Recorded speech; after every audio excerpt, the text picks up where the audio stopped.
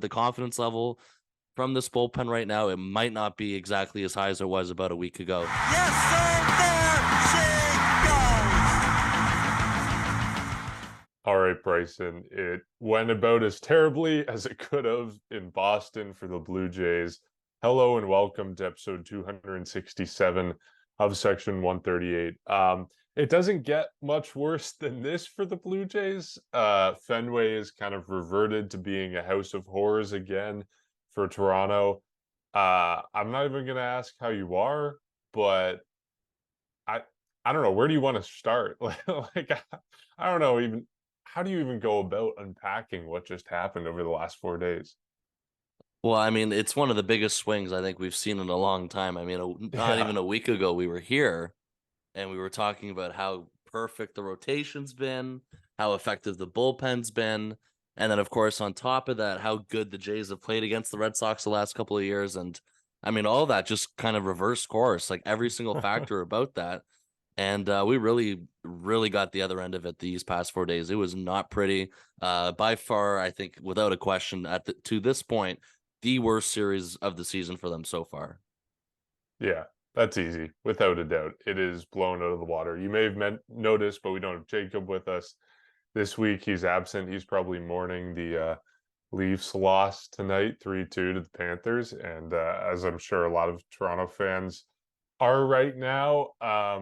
Yeah, I guess we can start with the starting pitching because that's kind of what stands out. I know like basically nothing was working. I think we can start off by saying that the offense was relatively good this series. The offense wasn't the reason that they lost any games, right? You look at scoring, was it 6 runs in the first game, 5 runs in the second game?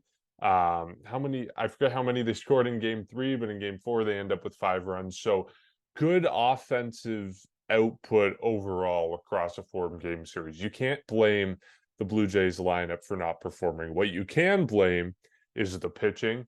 You can blame the starting pitching. You can blame the bullpen, and you can certainly blame the defense because the defense broke down at a lot of points throughout the series. So let's start with the starting pitching because we saw everyone except for Bassett, and everyone did not have a good start. Everyone kind of collapsed, especially we saw it in the final game with Kevin Gausman giving up 8 runs, which is very out of character for him, or at least, early in this season. He's had 2 blowups, the first in Houston, now in Boston.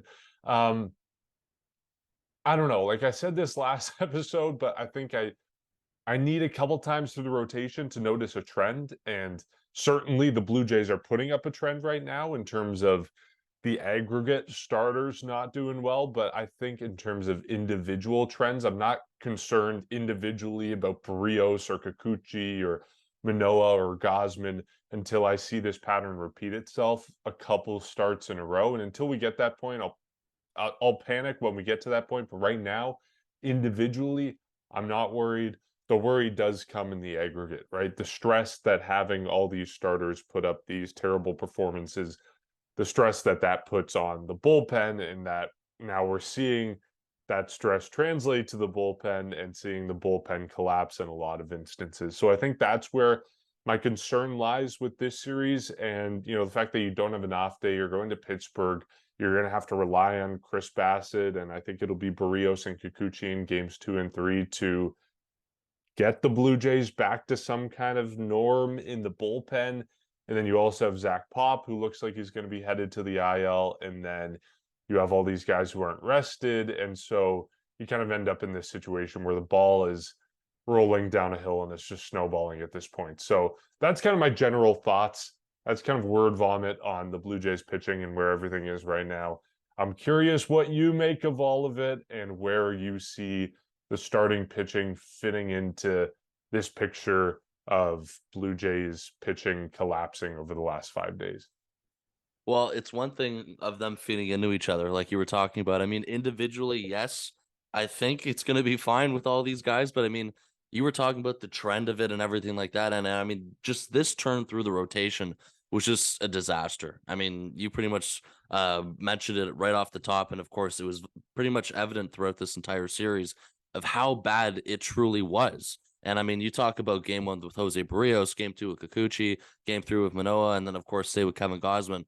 All these pitchers, allowing at least 5 earned runs. And of course, Alek Manoah allowed 5, but 2 of them were earned. And then of course, Kevin Gausman today in the Thursday game allows 6. So right off the bat, that's 21 earned runs in these 4 games from your starting pitching alone. And then there's another 8 runs, I believe, that came from the bullpen. So that's, I mean, that's ridiculous in a 4-game series. And it's something where it's so much, or it happens so much that, I mean, it can only go up from here now in terms of what's happening this weekend. And then the other concern I have, and of course, it's pretty much what, or something that you touched on a little bit as well, is the lack of innings. All of these starts came along with it. I mean, I don't think any pitcher got into the 6th inning in these last 4 days. And of course, that feeds into the bullpen, like you were talking about. Guys are unavailable this day, guys are unavailable that day. Zach Pop is now basically going to the IL, which means there's going to be a roster move. Somebody new is going to be coming up from AAA Buffalo. Where does he fit in? When is he going to pitch? Is it going to depend on the availability? Is he going to be forced to, pitch in spots that probably would not be ideal if everyone else was healthy, I think, or available, I should say. And I think that's going to be definitely a question mark this upcoming weekend. And of course, the one thing to fight that, or the one thing to pretty much try to limit that as much as you can, is pretty much bouncing back with this starting rotation. And again, you can only go up from here in terms of everyone allowing at least 5 earned runs.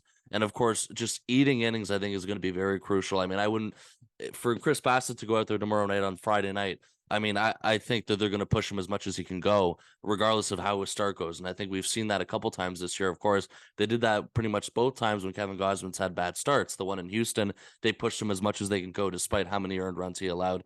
And then, of course, today as well in Boston, they did the exact same thing. So I think we're going to see a lot of that throughout the first couple of days. But of course, with that, they got to be effective and they got to be ready to go, because that's the last thing they want to do. They want to be pitching so good where, they're pitching deep into these games. They're getting quality starts and that's something a week ago that we were seeing. I mean, that's how quick of a drastic change this happened. I mean, a week ago, there was so many stats about, the quality starts, the ERA, and it's just the fact you went from here all the way back down to the bottom is just, it's bizarre of how, like, it doesn't feel like that's something that's very common at all. And it feels like it's really something that's really rare in terms of 4 guys just basically feeding off of each other in terms of performance. And unfortunately, it was just disappointing throughout this week. And I think, the way the Sunday game went last week against Seattle, I mean, you had to imagine that this team was going to try and, be ready to come out pretty much the next day in Boston and pretty much get back on track after how that loss happened. And I mean, it was kind of just a continuation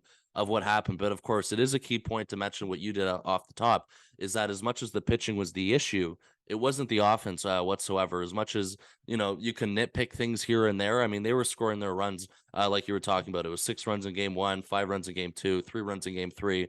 And then, of course, today was 5 runs despite losing 11-5. So the runs were coming from the offense. And I mean, they might not have been like through the roof, but I mean, there's still a decent amount of runs and should be, with this pitching staff, enough runs to win a ball game. So I think that's the one thing where you can look at that and be fine, or kind of just be satisfied with one thing with the offense. And then if you really want to focus on the offense in terms of individual players, of course, Vladimir Guerrero Jr.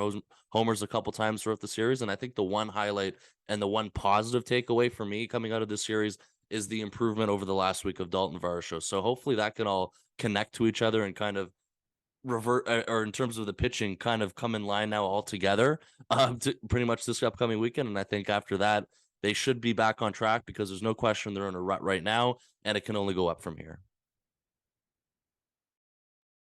Yeah, let's talk a little bit about Zach Pop and his seemingly impending trip to the injured list. You'll probably know by the time you're listening to this what's happening with him and who's getting called up. But just for the sake of argument, like, where do the Blue Jays go with Zach Pop? Like, if he's bound for the injured list, which it seems he does, what are the options in AAA or coming off the injured list that the Blue Jays can turn to get some stability in the bullpen? Like, obviously, the names that immediately come to mind are the 2 guys that are injured right now, and that's Mitch White, who is, as I understand it, pitching in AAA right now with the Buffalo Bison. So it looks like he's almost on his way back.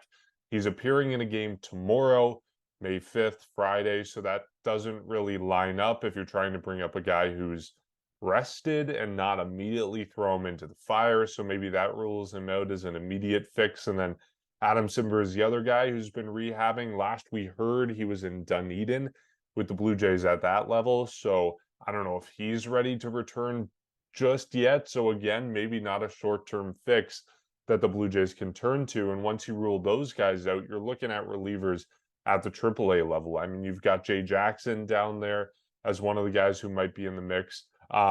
No matter what, no matter who you turn to, there's no ideal solution, right? There's not a guy who was pushing the envelope like Nate Pearson was when Adam Simber had hit the injured list. And now we're in a situation where the Blue Jays are kind of scrambling, and you're not going to be able to find a guy who can plug that hole and keep the bullpen working as a well-functioning machine. You're going to maintain this state that we're in now, which is no one's well rested, no one is perfectly healthy, and no one is pitching well. And so you have nowhere to turn in a close game. And so I think that's my biggest worry with the Zach Pop hitting the injured list, is that there's no one who can replace him and bring some level of stability. Not that you're going to get a great guy replacing him with a AAA guy, but Nate Pearson in that case was as stable as an option as they come in an injury replacement. So I don't know. I think that's my biggest concern with Zach Pop hitting the injured list. I don't know if you have any more optimism on where the Blue Jays bullpen is right now, or if you're just as concerned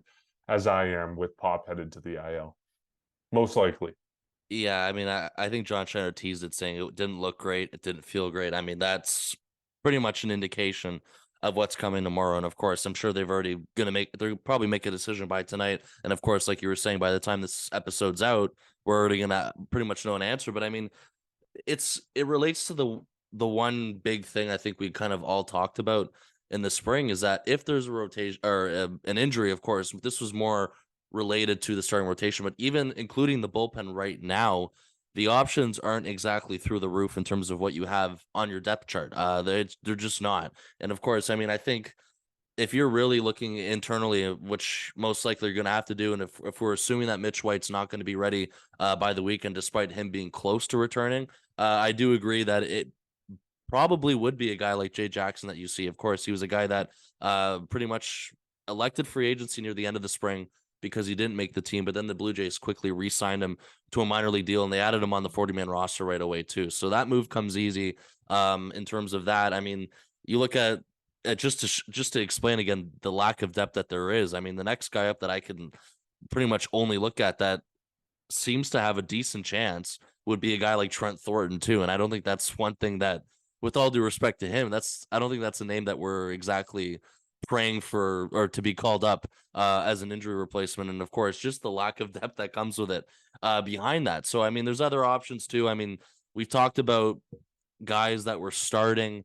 in AAA Buffalo. Who knows if they would move to a bullpen role with this team? You know, there's names like Zulieta, there's Zach Thompson, there's Thomas Hatch, and I don't think that's a thing or an option that the Jays would want to go down either in terms of that route. So it definitely leaves a lot of question marks in terms of what comes with that. And then the other thing you look at is just, I guess, where everyone stands as well now. If you look at the bullpen without Zach Pop, of course, he's been struggling the last few outings, but he's been a guy that is started to be relied on a little bit more in higher situations. That's just how they've been making those decisions.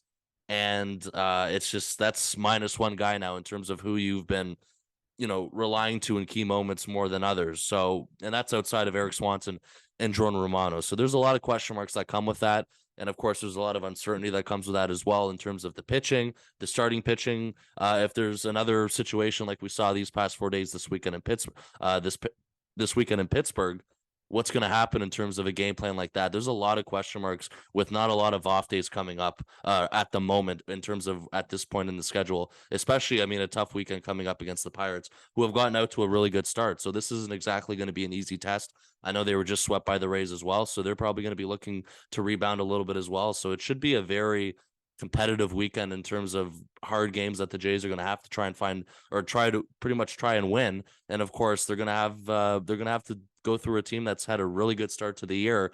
And then behind that, it comes with the mystery of who's coming up for Zach Pop. And in terms of the confidence level from this bullpen right now, it might not be exactly as high as it was about a week ago, just because of all the reasons we explained, because of the fact that guys like Jordan Romano and Eric Swanson are pitching so much that, every third day or whatever it is, they're unavailable. And then there's going to be days where you got to turn to other guys to try and get you to win the games. And unfortunately, that hasn't worked out when they've done that, especially over the last week. And you got guys that you were expected to rely on at the beginning of the year who have just not pitched well whatsoever. I mean, Anthony Bassett, another rough series. I look at that as one of I them. will I just, say yep, his appearance in today's game was was good. I think better. it was 3 up, 3 down. It Although he was. gave up there was a ball on the warning track, I think.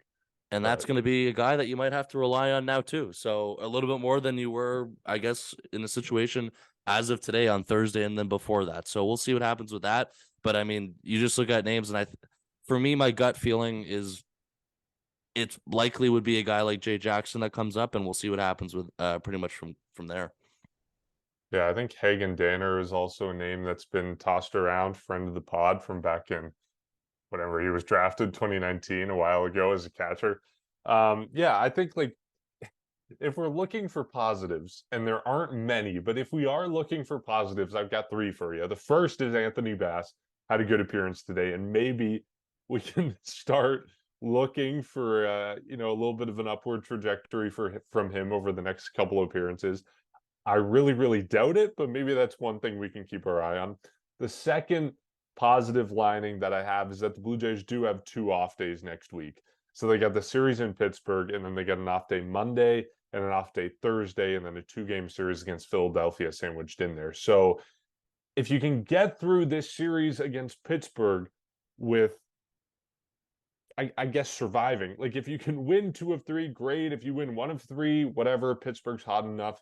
If you can get through this series against Pittsburgh alive, you can take a day off on Monday, recalibrate, reset things, and hopefully get your bullpen in a spot where you're in position to win one or both those games in Philadelphia. You get another off day Thursday, and then you're gearing up for a tough homestand against the Atlanta Braves, against the New York Yankees, and against the Baltimore Orioles. And the Orioles, don't look now, but they're in second place in the AL East. The Blue Jays are now in fourth place in the AL East. The Boston Red Sox passed them with this series sweep. So it's a tough homestand once you get through the series against Pittsburgh and against Philadelphia.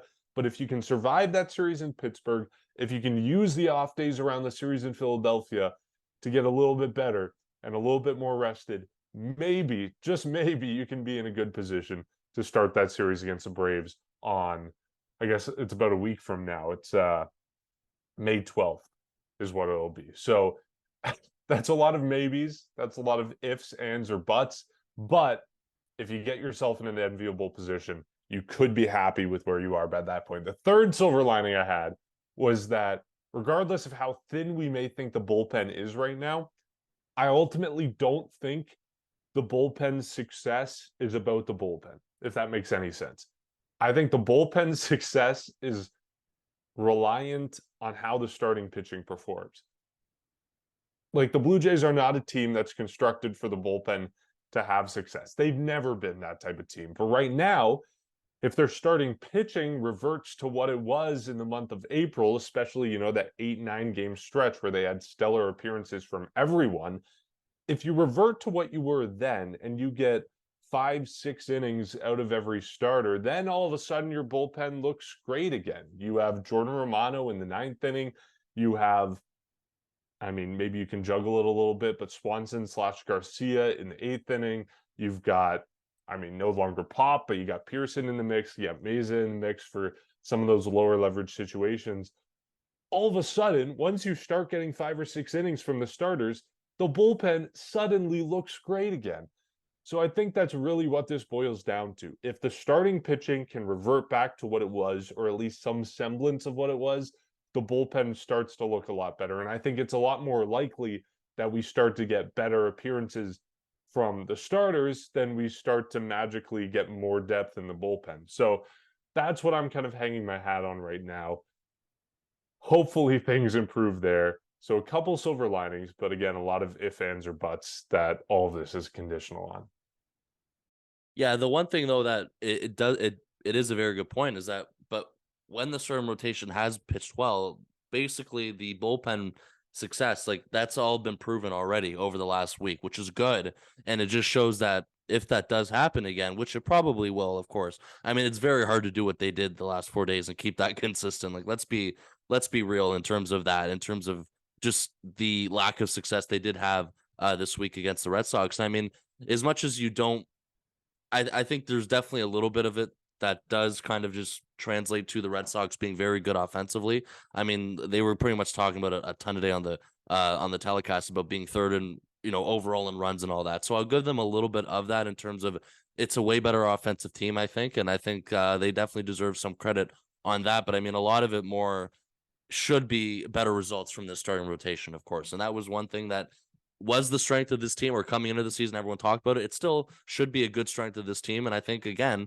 we've already seen it in terms of how they've pitched in a certain stretch of the season so far. And I mean, if they can bring that back, which again, they probably will, maybe not to that extent, but in terms of not giving up 5 runs and all that and just pitching way better, for pretty much from what we all understand, I think this bullpen will be much better. And of course, when it did happen, it was rolling out 15 scoreless innings, pretty much what happened last week. So that's why it's going to be, it's going to translate into pretty much into each other. And of course, this upcoming weekend is going to be a good way for them to get back on track.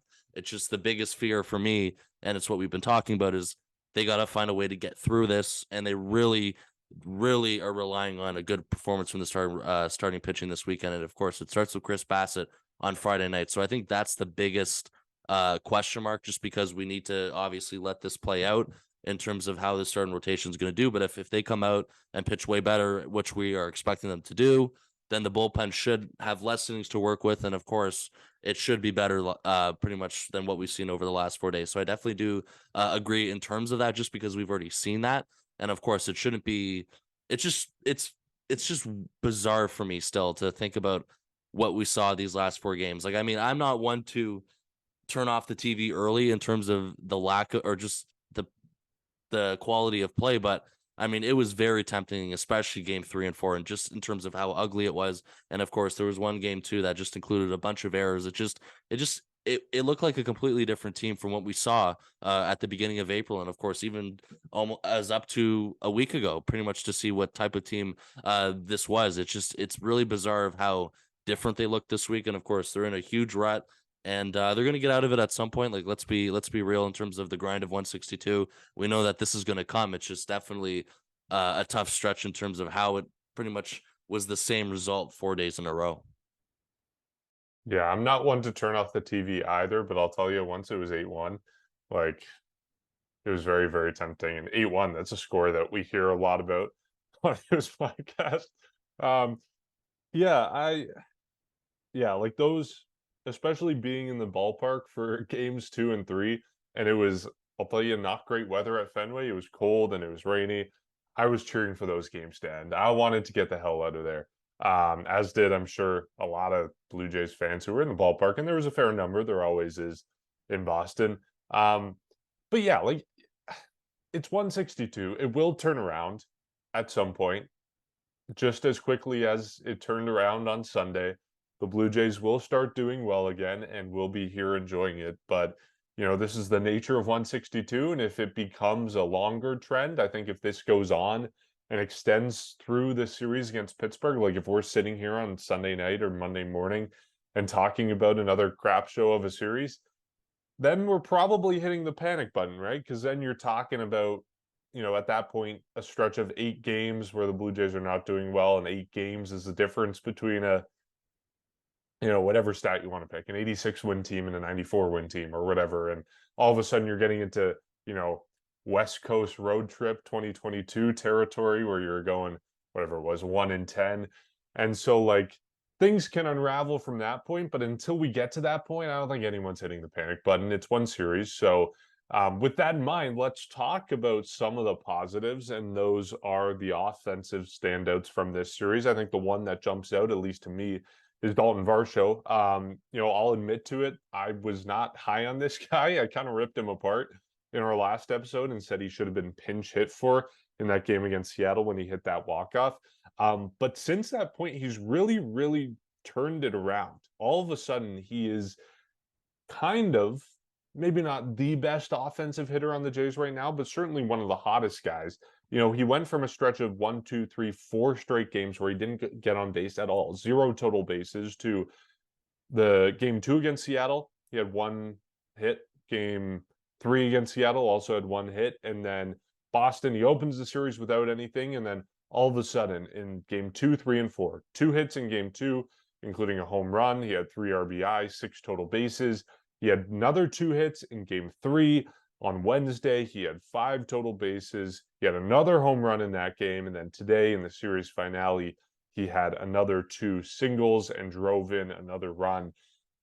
I know there's been some mechanical changes with him with the leg kick, but it's really encouraging to see him be able to turn things around. We know he's going to be a streaky guy, but if he can, you know, Matt Chapman, April Player of the Month, whatever, he's not going to be able to sustain that for an entire season. If Matt Chapman cools off a little bit and Varsho can heat up a little bit to replace him, that's the perfect scenario in my mind. And if both of them are clicking at the same time, look out. Along with Vladdy, who's another offensive highlight from this series, and Bo, who's kept it going through the month of May so far. If all of these guys can keep going the way they're going right now, the Blue Jays are not going to have a single problem offensively, and they might be able to cover up some of the problems they've been having pitching wise. So Dalton Varsho, one of the standouts for me this series.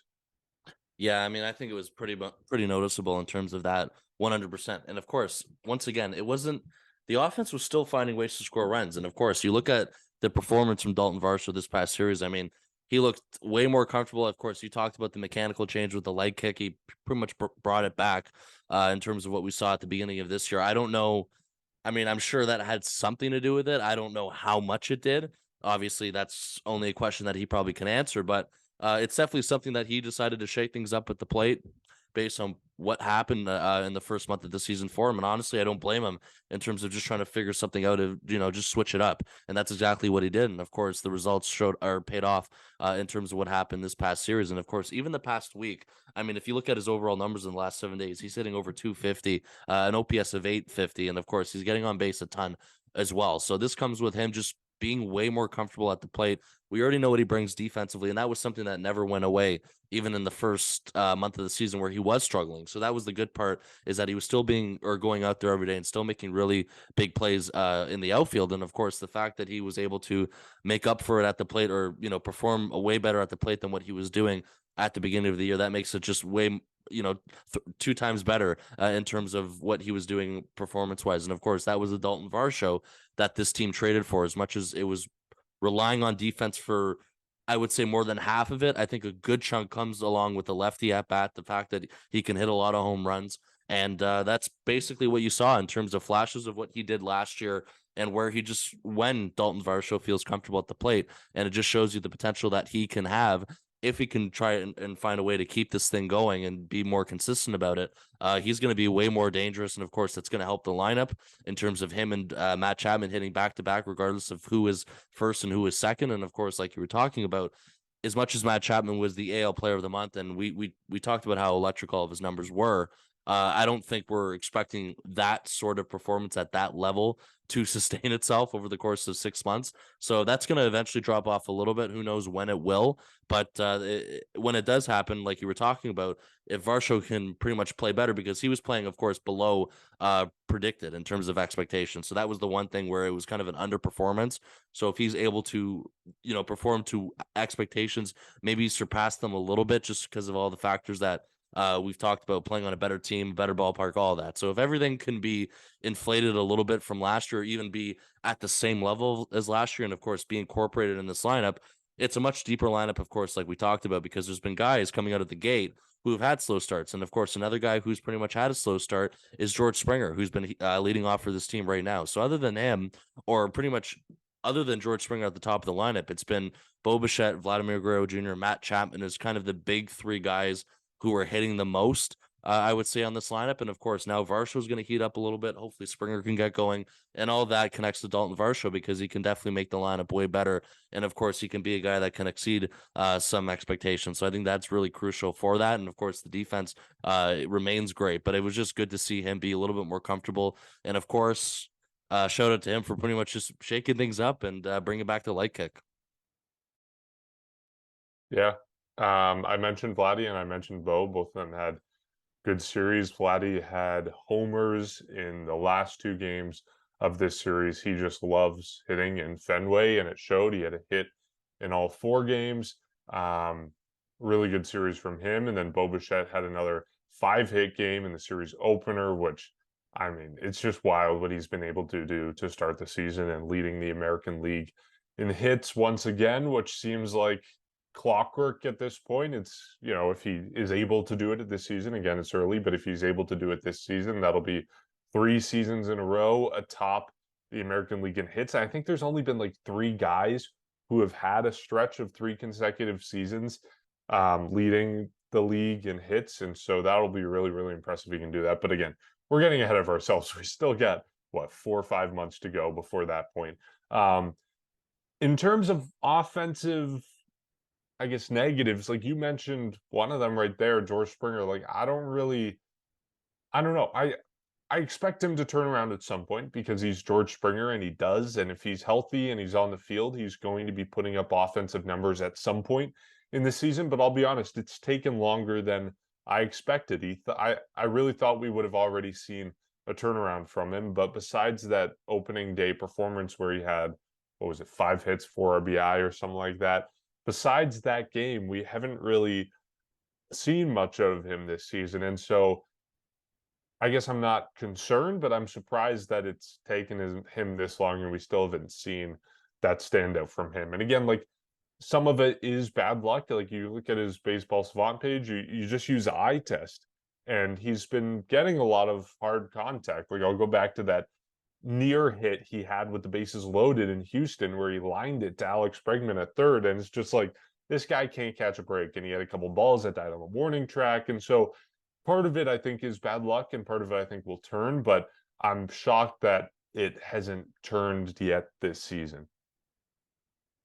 Yeah, it's a bit weird what's going on with George Springer. And of course, for the most part, we haven't really been talking about the health, which is good. It's just now we're talking about the slow start, which has been going on. And of course, it's become very clear, like you were talking about, besides opening day, where the numbers are down and everything else is down. The one thing he's obviously trying to work through it. There is bad luck, like you were talking about, but of course, at the same time, there's also been at bats where he's just hasn't looked as comfortable at the plate, and maybe some cases where he's just trying to do a little bit too much compared to what he's done in the past. So I think there's a lot going on in terms of his mindset and everything along the lines of that. But I mean, it definitely hurts a little bit because he is your leadoff guy, and I don't know what to make of it in terms of any sort of long term concern. I think I'm in the same boat with you that I think at some point we're expecting this to turn around and he can be the player that we all know he can be when he's healthy and in this lineup and playing every day. So I think that's the one part where we remain optimistic on that part. It's definitely a little bit bizarre that he's had. This is pretty much the slowest start he's had. Uh, as a Blue Jay, 100%. I don't know throughout his career if he's had anything slower, but it's definitely a low point for him, 100% to begin the year. I mean, you just look at everything in terms of his power, in terms of just average and slugging, everything like that is low and it's down, and a lot of that has come with hard contact though. So at some point that's going to level out and increase, but I think a lot of it too is him just needing to put up better at bats, and I think that's going to come. I mean, he's got tons of experience. We know that he can, or we know what George Springer brings to the table. He's been in the league for quite some time now, so, and he's one of the main pieces of this team in the clubhouse, everything like that, and in the outfield. So I think there's a lot that comes with it where there's expectations that he will figure a way to get out of it. He's probably been through different or other slumps throughout his career where he's been, I don't know at this low point, but just a week or two of bad luck and just difficult performance. I'm sure he's been through before, and we've seen it before a little bit as well when he's been with the team healthy or injured. So I think that that's definitely one case to definitely highlight though. And of course, again, it's very noticeable because he's at the top of the lineup, and of course, he's hitting in front of Bo and Vladdy and everything like that. So I think that's the one part where once he can get going, it obviously makes at bats for Bo Bichette and Vladimir Guerrero Jr. even more crucial as well. When there's going to be runners on base, the whole 9 yards about that in terms of how important it is to get your leadoff guy on and everything like that. So as long as he can stay healthy, continue to get his at bats, which he's been doing, I think at some point we're in the understanding that he will turn this around at some point. It's just definitely a bizarre way for him to start the year, and the fact that it has taken this long. I mean, this is over a whole month now where this has happened. It's definitely something I think it's something to watch. I don't think it's something to be concerned about at this point. And I think from there, you just got to see him turn it around on his own. And, probably the only person that can do that is him in terms of where to start from and just to, change this and change that, or maybe just continue to do what he's doing. And then, of course, the bad luck will start to go away, and then he'll finally get through and put up the results that he's been looking to put up. Yeah, I have full faith that that's going to happen at some point. I'm just surprised it hasn't happened yet, and I'm curious how long it's going to take because once you get him clicking alongside Bo and Vladdy and Chapman and maybe Varsho and Whit Merrifield in that conversation or other guys in the lineup, and if Belt turns around and all those sorts of things, like this offense is going to be even more potent than it already has been. But also knowing our luck with the Blue Jays, once Springer gets going, Bo and Vladdy and Chap, all those guys are going to cool down, and we're going to be tearing out our hair waiting for this lineup to click. But we can't complain about the offense right now. One thing I will complain about is the defense in this series. And I don't know how much of this was like the crappy weather in Boston. I don't know how much of this was Fenway. I don't know how much of this was just terrible vibes overall across 4 games. But the defense was not it this series. It was not great. There was, we talked about Varsho having great defense. He had a play in left field where he dropped a fly ball. Springer in right field had a play where he ran over to the foul line and it looked like a ball was going to tail over into the seats, and then it dropped in fair territory and went for a double, which, in my mind should be an error, but that's a conversation for another day. We had Alejandro Kirk throwing a ball down to first base when there was clearly no chance of getting the runner. It sails past Vladdy and the runner comes into second. We have pickoffs attempts that go into center field. We have throwdowns from the catcher to second base that go into center field. We have a throw that comes, I don't know if this was on the same play that Varsho dropped, but a throw that came into the infield and there's just no one to get it. And so Vladdy has to run over. And yeah, it's just a mess defensively this entire series. And so again, this is not something we're concerned about. I don't even think this is something I'm watching for in the upcoming series against Pittsburgh because I know it's going to turn around. It's just one of those things that it's just Fenway. It's just Boston. Like your luck just can't get any worse. When it rains, it pours, and everything fell apart for the Blue Jays this series, including the defense. Yeah, and how fitting that it had to be this, terrible based on how they've been performing over the last 4 days. So yeah, like we're not concerned about it. I mean, we all know that they're better than that. Of course, the weather was bad, like you were talking about. You were there to witness that and everything like that. And I just think that it kind of just adds on to the bad luck that they've had over the last 4 days, or just the rut that they've been in, of course, over the last series. So I think that kind of all ties into each other. Maybe players, I don't want to say mentally checked out, but I think it's definitely something that they're aware about in terms of the struggles that have happened with this team, and of course, just the results that haven't been showing over the last week. So I think that's something that they're very well aware of in terms of that. And when that happens, there's a lot of situations and times where people try and do a little bit too much as well to get out of stuff like that. So I think there's just a lot going on there with the defense. Nothing to be concerned about, because everyone that they have can play really good defense for pretty much the most part, including the outfield and everything like that. So I think that's one part where it's not concerning. It's just a nice cherry on top to a bad week in terms of how this team was finding ways to lose. And I mean, you're committing multiple errors a game. That, let alone, shouldn't be happening. And of course, that's something that's just not a good day on the field whatsoever. So that's something that I don't expect to see too much more throughout the year. But I mean, of course, it will happen again at some point. That's just the course of the season. But it's just how it goes back to the entire, thing in terms of the rotation kind of feeding off of each other, and how this all everything just happened in this series in a negative aspect. I just find it really weird, and I can't really remember the last time we've seen something like that in terms of just everything crumbling down minus the offense. So maybe it's been worse before at certain points. I'm sure it has been, but recency bias and everything like that, it just, watching it was tough. And of course, we talked about, turning off the TV or whatever. And I think a lot of that also had to do with just plays that weren't being made defensively as well. I mean, I think the pickoff plays for me were one of the most annoying things I saw this weekend, where I believe it was Jose Barrios who made that play, and it went right through the runner's legs, and then it goes in the outfield. For me, it's frustrating. That's all it was. And I mean, I'm not here to blame anybody individually, because everyone was making mistakes and nobody was really performing at their highest level in terms of defense in the starting rotation. I think it's just something that, you pretty much got to get, I'm sure they couldn't wait to get the heck out of Boston after Thursday's game. And it's just something that you got to forget about and turn the page and move forward. Yeah, a little bit of Murphy's Law in Boston. Everything that could go wrong did go wrong. Um, okay, well, hopefully things turn a little bit in Pittsburgh. You're headed to Pittsburgh for the next couple of days to see the Jays there. We'll have representation at how many series in a row now? I was in Boston. We were all at Seattle at one point or another. And then who was before that? That was the White Sox. We were at those games. And then Yeah. before that, they were on the road, right? Yeah, they were on the road before that, and then the last homestand we were there too, which was the first one of Yeah. the year. So you and I have been. I mean, Jacob's been lacking on that department, but yeah, Okay, but we've had pretty good representation everywhere, so that's pretty good. We just need Jacob to fly down to Philadelphia to see a couple of those games, and we'll keep the streak alive. But yeah, I mean, 3 games in Pittsburgh. The Jays got Chris Bassett, they got Jose Barrios, and then Yusei Kikuchi in the finale for the red hot Pittsburgh Pirates. The blazing start to a season that they've been off to. They've got Rich Hill in the opener. They have Johan Oviedo, and then they have Ronzi Contreras in the series finale. All names I haven't heard of except for Rich Hill, of course. All of them have ERAs in the 4s to give you an idea of where they're at. To start things off, we've got Jacob's prediction for the series, which is that they will win only the Kikuchi game, which is the series finale. So he has their losing streak running to 7 before they end it finally on Sunday. Bryson, where are you at with the Jays right now? yeah. I mean, I just can't see that. I can't see them dropping 7 straight. I mean, after what happened this week, though, I guess anything's possible. But I'll be a little bit more optimistic with mine. I mean, we talked about it.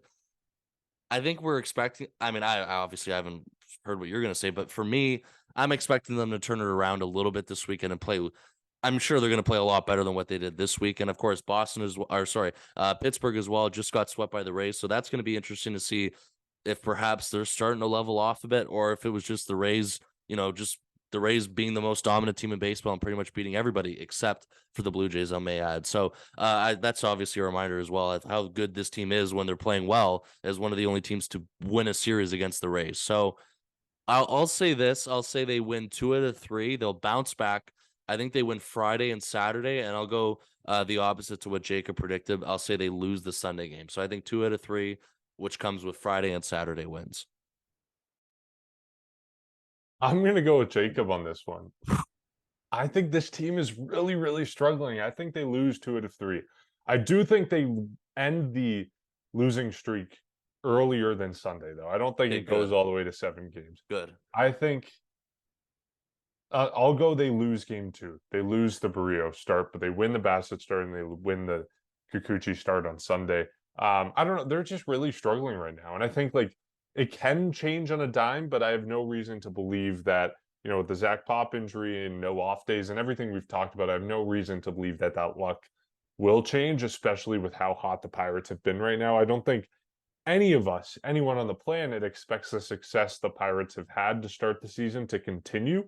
But when you're hot, and nothing says otherwise right now. There's nothing to prove a point besides the fact that the Pirates are a hot team right now, and I think they're going to keep it going at least somewhat against the Jays. So a little bit of a pessimistic way around the horn for our series predictions this time, which I think this is here. Let me check the record. Okay, we all predicted a series loss against the Rays, but that was the only time any of us this season have predicted a series loss, I believe. Yeah. Um, so yeah, not a great So look for us, you but and Jacob are series losses. yeah, and you're the Got it. series win. Okay. And And just I'm the to series win. update the points for this season, we all get -2 points from this series because all 3 of us said the Jays would take 3 of 4, and we could not be more wrong. So the points stand the exact same spot they stood last episode, with Bryson leading the way with 22 points. Jacob is at 19 points, and I'm in last with 18 points. We'll see how things go this series, but we'll wrap it up there. As always, you can find everything to do with our podcast, the link below this episode. It's also in our social media bios. It's Linktree/section 138 pod. You can join our Discord. You can go to our Buy Us a Coffee page. And you can check out everywhere we have podcasts. So that's Spotify, that's YouTube, that's Apple Podcasts, that's everywhere. Everywhere you find a podcast. And you can rate and review our podcast there as well, which just helps spread the word about what we're doing. All right. Enjoy Pittsburgh, Bryson. We'll catch you on the other side, hopefully. And we'll see everyone then.